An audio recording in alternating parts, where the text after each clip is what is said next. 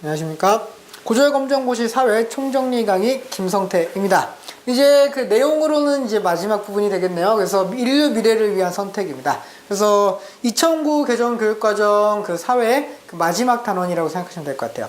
그래서 인류 미래를 위한 선택인데요. 이 부분 같은 경우는 이제 그 지구촌의 많은 위기들, 지금까지 우리가 많이 봤죠. 그죠? 그래서 뭐 환경 문제라든가 국제 분쟁이라든가 뭐 이런 것들을 이제 우리가 어떻게 해결해야 될까? 뭐 이런 거에 대한 단원이라고 생각하시면 될 것 같습니다.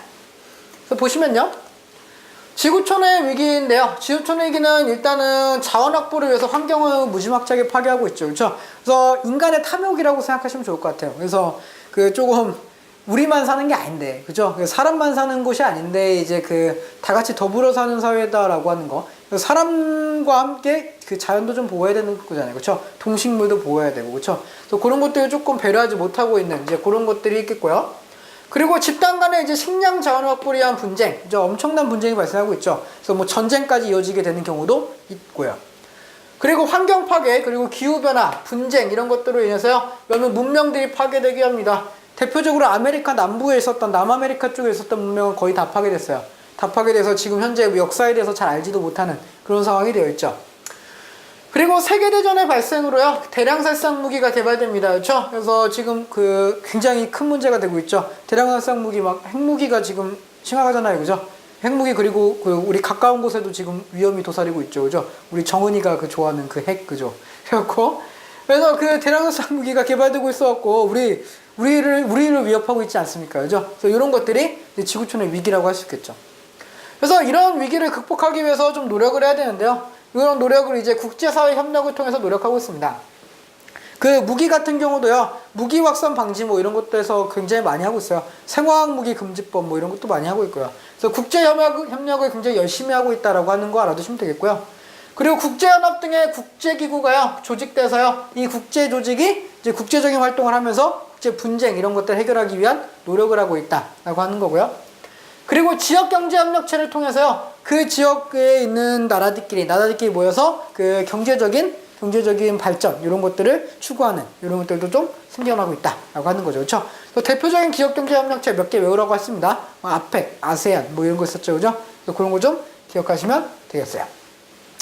그래서 이런 노력을 하고 있다라고 하는 거 보시면 되겠고요. 그런데 이런 극복 노력이 필요한 이유는 이제 분쟁이 많이 발생하기 때문이다 라고 이야기를 했어요. 지금까지도 이제 자원 분쟁이라든가 민족 분쟁 참 많이 봤는데요. 이번에는 영토와 관련된 문제를 조금 보도록 할게요. 일단은 영토 분쟁을 볼 때요, 일단 영역이 어떤 곳인가 좀 봐야 되겠죠. 그렇죠? 그래서 국가의 영역은 어떻게 구성되어 있는가, 이걸 좀 볼게요. 지리와 관련된 내용이고요. 조금 기억하셔야 됩니다. 조금 기억하셔야 되는 내용이요. 영토는요, 국가의 주권이 미치는 국민들이 살아가는 땅입니다. 네, 땅만 영토예요. 땅만 영토를 얘기합니다. 그렇죠? 그래서 땅만 영토고요. 그리고 영해는 최저 조회선으로부터 몇 헬이요? 네, 12L입니다. 12L이. 그렇죠? 그래서 12L이라고 하는 거는 굳이 몰라도 돼요. 뭐 어느 정도 거리입니까? 몰라도 됩니다. 몰라도 되는데 최저 조회선은 아셔야죠. 그렇죠? 최저 조회선은 뭐죠? 네, 물이 해수면이 어떨 때요? 최저니까 해수면이 가장 낮을 때입니다.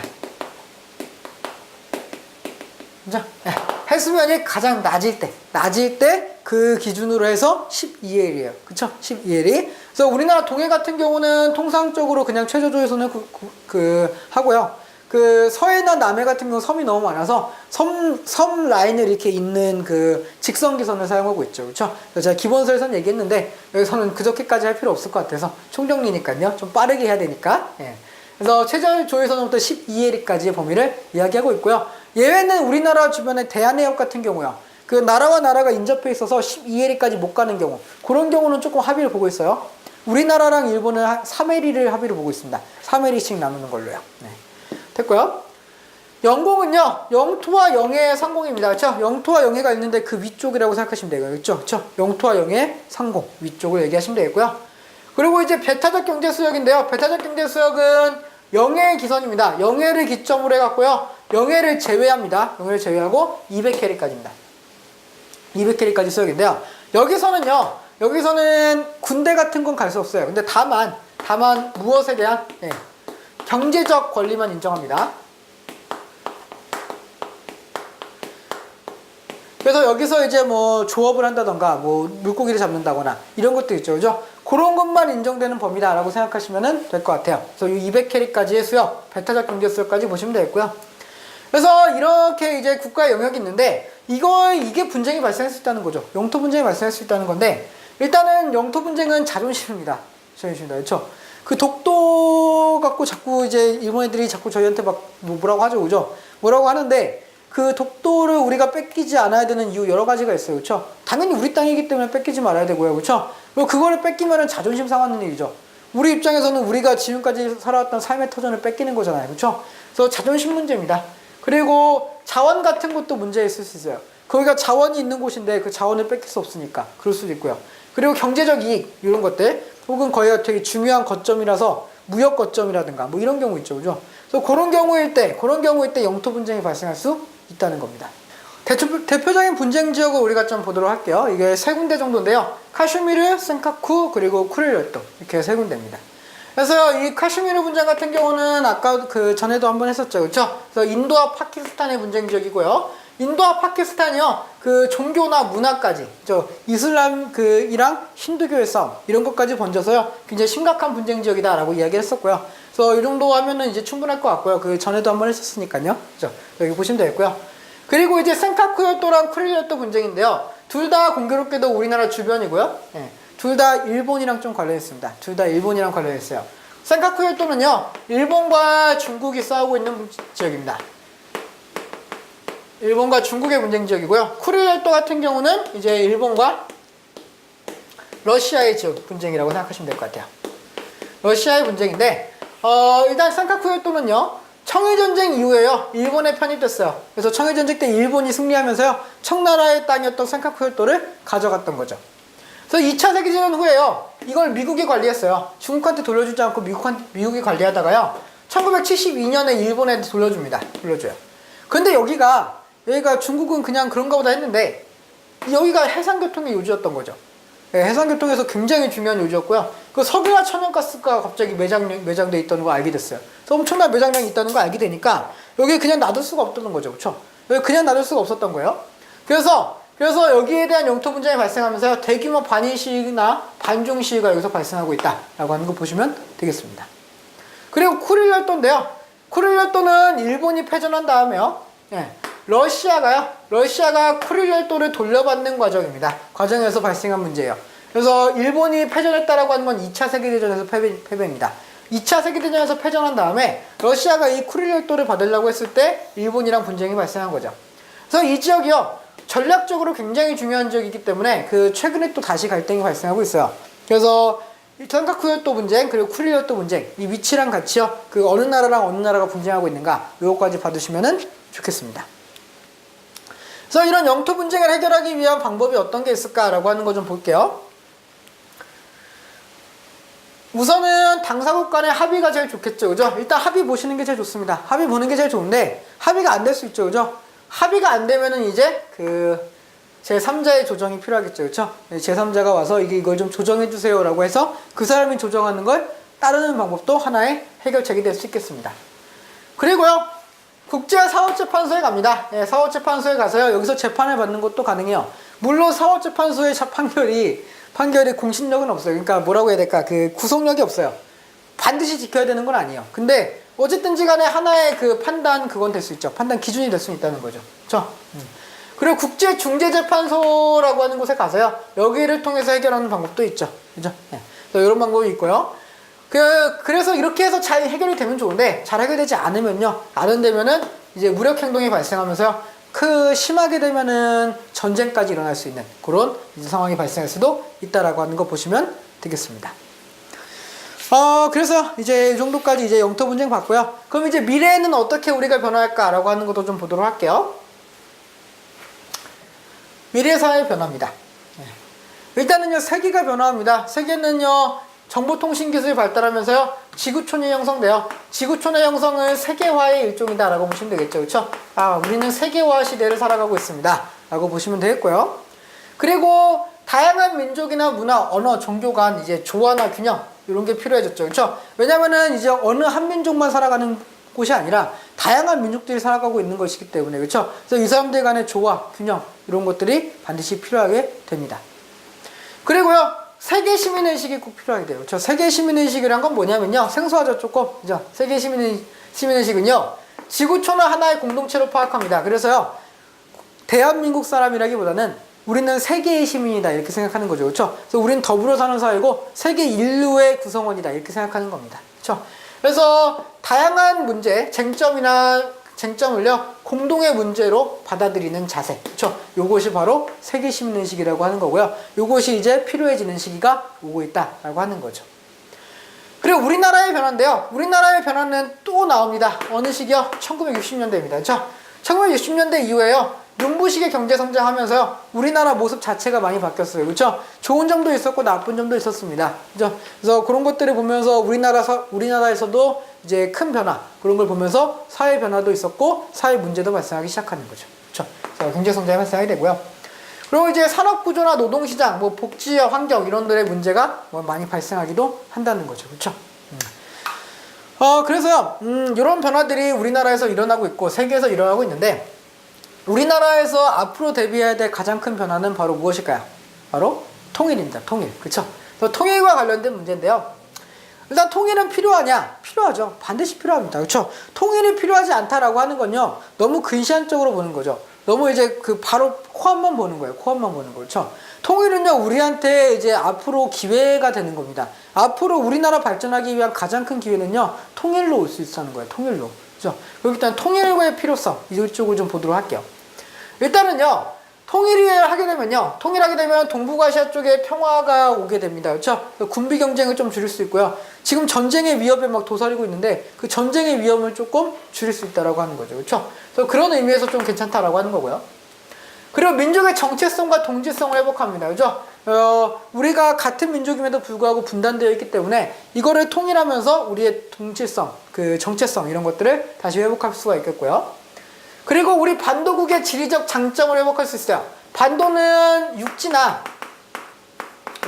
육지와 해양으로 진출할 때 모두 유리해야 되는데 지금 우리나라는 거의 섬나라가 돼버렸죠. 그렇죠? 그래서 육지로 진출이 어려운 상황이잖아요. 그래서 통일이 된 다음에는 육지 진출이 쉬워진다 라고 해서요.